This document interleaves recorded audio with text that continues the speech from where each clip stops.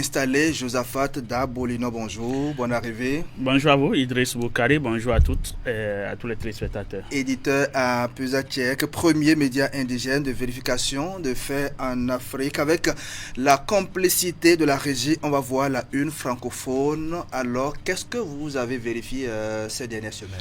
Beaucoup d'informations. Il y a d'abord l'information par rapport à l'élection américaine. Donald Trump qui est venu au pouvoir. Les Africains en ont pris pour véritablement propager de fausses informations, surtout de faux liens, ce que nous appelons les clickbait, parce qu'on annonce des offres au nom du nouveau président des États-Unis, mais malheureusement ce n'est pas le cas. Vous cliquez, vous donnez vos informations et ces gens qui sont derrière ces liens récoltent des informations, vos données qui peuvent toutefois manipuler et vendre à leur guise. Donc il y a eu beaucoup de désinformations à ce sujet. Vous savez déjà, nous sommes à la fin de l'année. Il y a également des informations par rapport à ce que MTN offre des cadeaux, des gigas, des data, ou peut-être que c'est le président Patrice Talon qui offre également des bourses de 85 000, de 120 000. Donc il y a beaucoup d'informations également que nous appelons des canulars, que nous flaguons toujours de canulars, qui circulent pour inviter des gens à cliquer, à s'inscrire pour bénéficier de ces offres, tant au niveau de Move Bénin, de MTN que de Certis, qu'au niveau également des offres au niveau de la présidence, où c'est le président qui annonce avoir des subventions pour cette population en cette fin d'année. Donc nous en avons démystifié tout au long.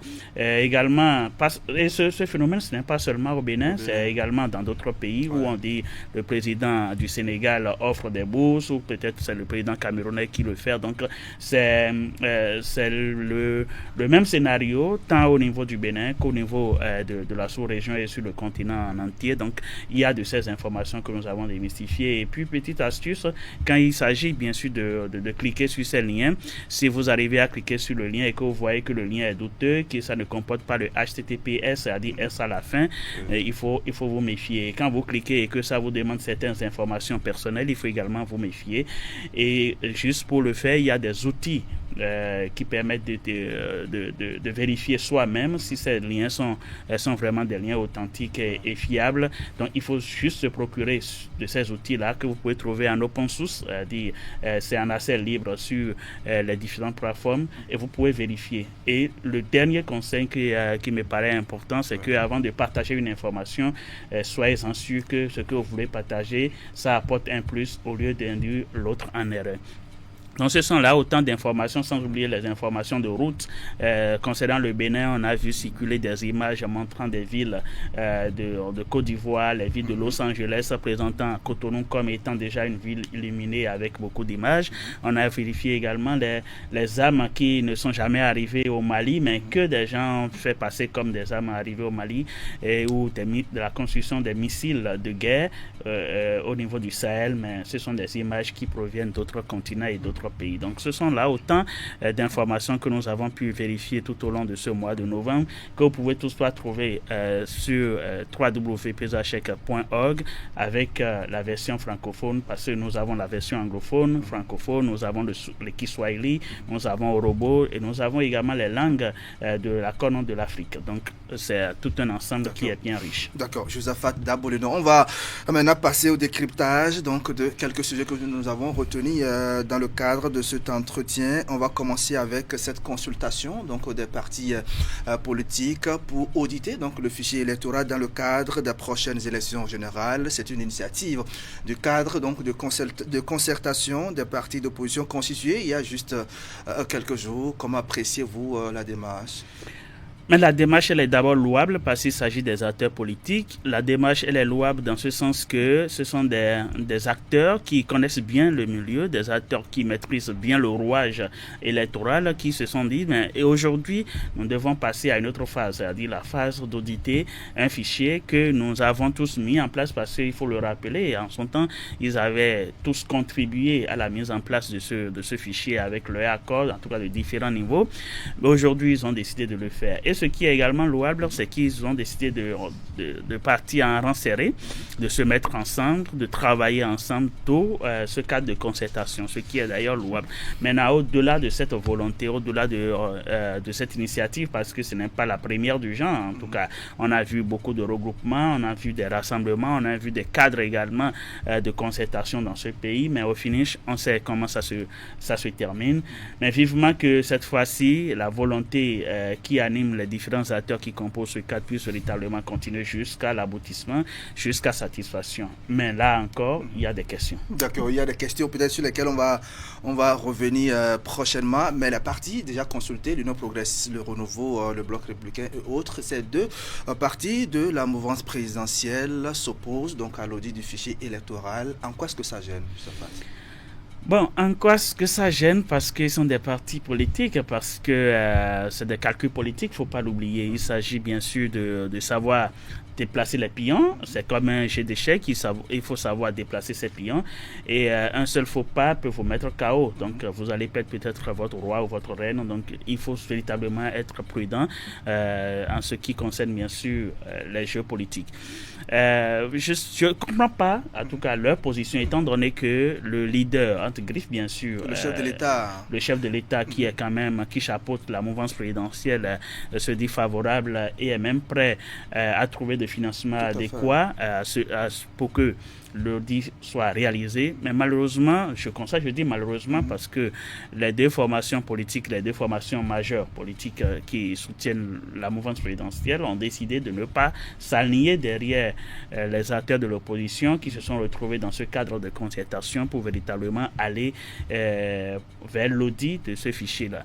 Et quand j'ai suivi également le ministre de la Justice qui a reçu les membres de la délégation du cadre qui dit « Nous sommes tous favorables, nous avons travaillé, nous sommes sur la bonne voie et les jours à venir, vous aurez les fruits de ce que nous avons pu discuter tout au long de cette séance. » Je me dis, mais on va véritablement, le gouvernement va-t-il foncer droit, oubliant où il y aura bien sûr la position des deux partis qui le soutiennent, c'est-à-dire le Bloc républicain et l'Union progressiste, le Renouveau. Est-ce que ça va se faire sans ces deux partis politiques? Est-ce que ce ne serait pas... ça va porter polémique après, quand finalement on aura l'audit et on aura un résultat? Est-ce que ces deux partis n'ont pas dit oui, aujourd'hui nous ne sommes pas d'accord parce que nous n'avons pas pu contribuer, on aurait pu faire ceci et cela? En tout cas, ce sont des questions qui restent en suspens, mais ce qui est intéressant, c'est que déjà il y a cette volonté. Et moi, quand j'ai suivi un peu l'argument de ces partis politiques de la mouvance présidentielle, ils disent que la finalité, ce n'est pas seulement l'audit.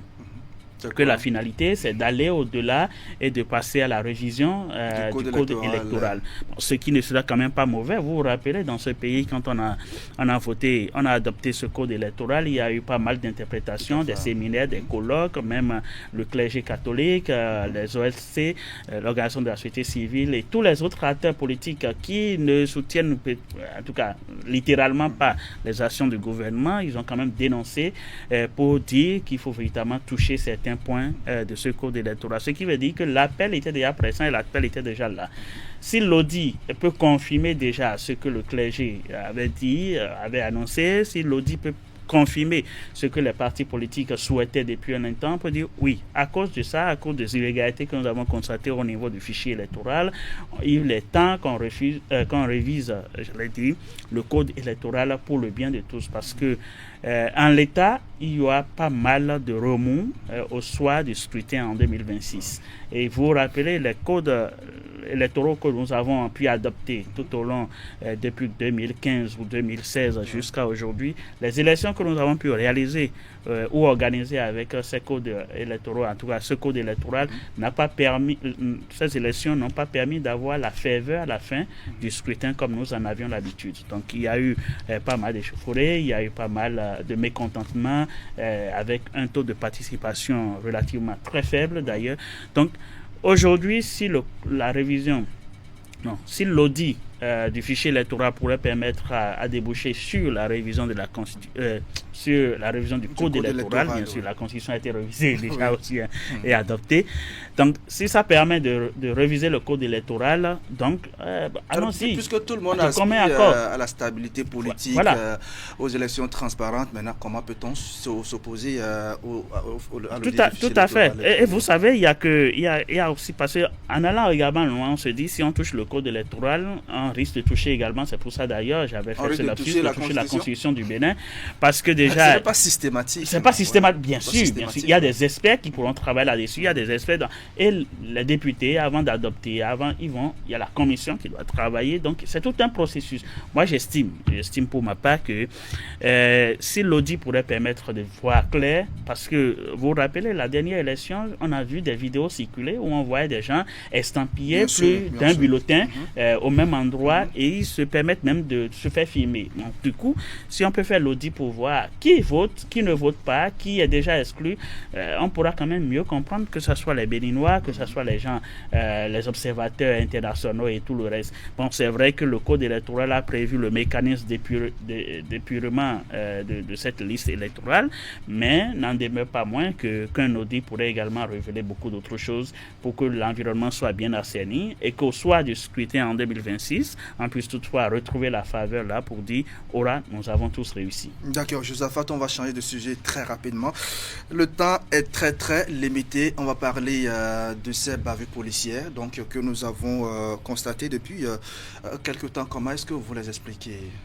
Je l'explique parce que on en parle, parce que du coup il y a les réseaux sociaux, parce que la technologie a évolué et ça a permis à ce que l'information circule aussi vite que l'éclair. Ça a permis également de faire la lumière, surtout sur ce cas de Parakou. Sinon, s'il n'y avait pas les réseaux sociaux, je parie qu'en fait, qu'on aurait passé à côté de l'essentiel. Heureusement que l'affaire est toujours devant la justice et que les experts en la matière y travaillent pour véritablement faire sortir la vérité, pour véritablement condamner qui ou acquitter qui. Les bavures policières, ça a toujours existé, hein. Ce n'est pas seulement au Bénin, même dans d'autres pays, il y a toujours des dérives, même dans votre corporation, et ce n'est pas forcément au niveau de la police, hein. Même dans notre corporation, le journalisme, il y a quand même des bavures, il y a quand même des choses qu'on fait et qui ne répondent pas aux normes, il y a la déontologie du métier. Cela est dit à quoi? C'est un problème de formation ou... On va dire que c'est du zèle de la police. La formation, non. Je crois que nous avons les meilleurs enseignants dans les écoles de police. Hein. Nous avons les meilleurs. Et également, nous faisons appel à des experts. Peut-être les conditions de vie et de travail des policiers également. Non, mais les conditions de vie, ce n'est pas seulement pour les policiers, c'est pour tous les Béninois aujourd'hui, Idrissou. C'est peut-être le cas parce que les policiers sont également des citoyens après tout. Donc, ils vivent au quotidien ce qui se passe. Mais les bavures, ça a toujours existé. Ce que nous souhaitons, c'est qu'il y ait plus de discipline, qu'il y ait moins de zèle, parce que c'est à ce niveau, vous l'avez mentionné, c'est justement à ce niveau j'allais me prononcer. Ce zèle qu'on constate au niveau de certains policiers qui, une fois la tenue sur eux, se permettent de faire certaines actions, de poser certains actes qui, au finish, devraient être évités parce qu'ils sont des policiers. Ils sont des policiers.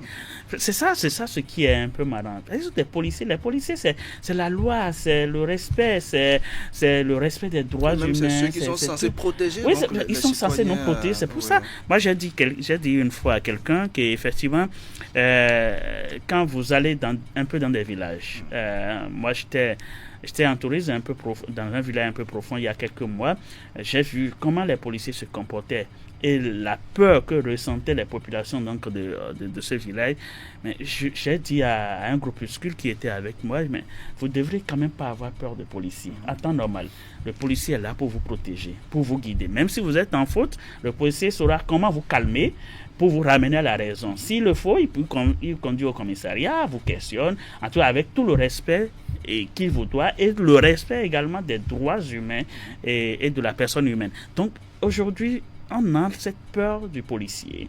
Et le policier aussi se permet de faire certaines choses. Encore Donc, que le policier n'est pas magicien, donc il est appelé à s'informer auprès donc, de cette tout à fait. Parce que pour que la police même fasse bien son travail, il faudrait qu'elle ait l'information. Et l'information, ça vient d'où? Ça vient des populations, ça vient des citoyens. Ça vient de vous, ça vient de monsieur qui est dans son coin.